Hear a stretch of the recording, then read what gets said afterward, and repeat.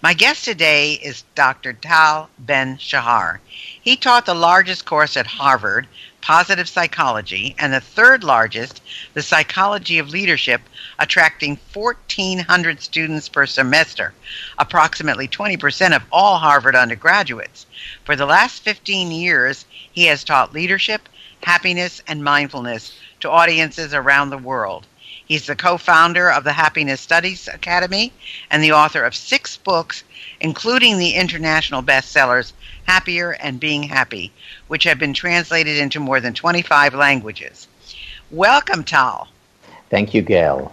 You know, it's so interesting to me that this is what you are all about, because 10 years ago, I started talking about happiness and joy, and I really concentrated on women 50 plus and how they could achieve greater happiness and more joy, because I saw so many of them kind of leading desperate lives.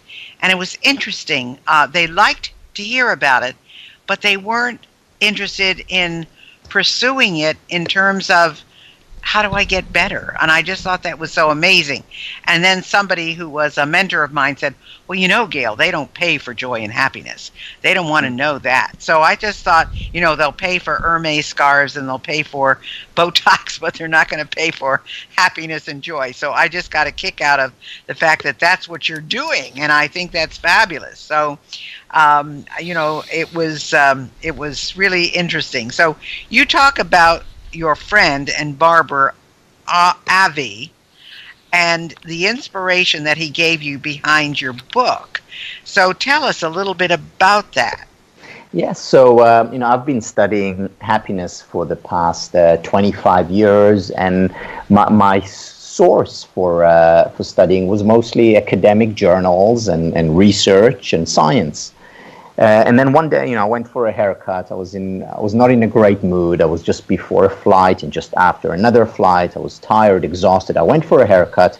I come out after 20 minutes, not only looking better, but feeling better. And I thought to myself, Avi does this to so many people. I have to write a book about him, which I did. And for the next 2 years, to the day, I was taking notes each time I went for a haircut, or when I took my kids for a haircut.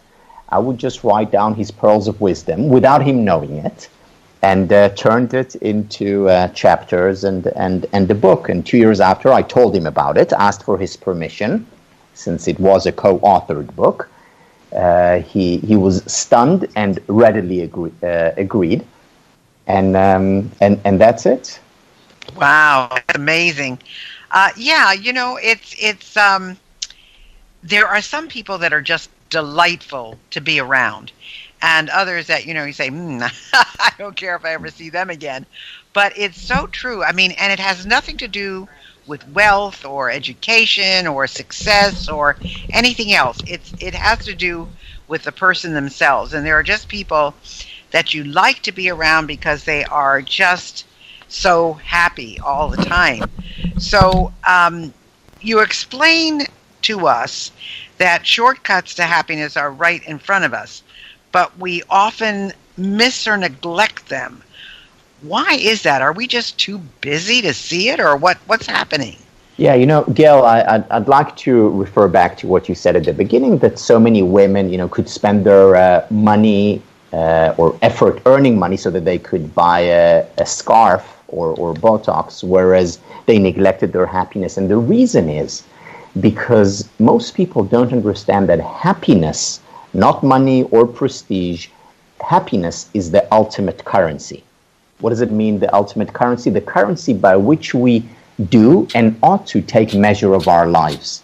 So all the money in the world, if someone was offered $1 billion today under the condition that they'll be miserable for the rest of their lives, well, most people, if they really think about it, they won't take it. They may think, they think that I'll be miserable, but I'll actually be happy. But if they were guaranteed misery, they would not take $1 billion.